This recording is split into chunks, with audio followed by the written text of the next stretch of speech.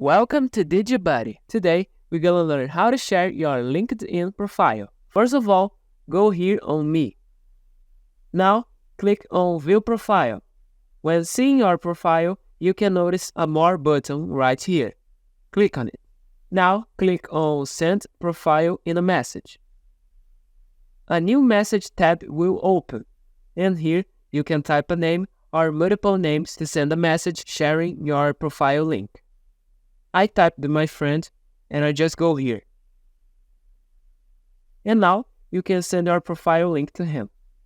The chance of receiving an answer will improve if you put a message before sending the link.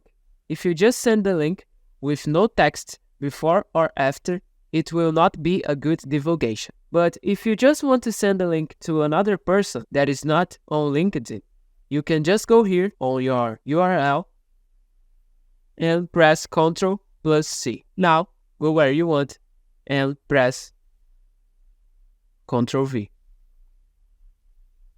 If you had any doubt, put in the comments. If the content helped you, leave a like. And if you like the content, subscribe. Bye!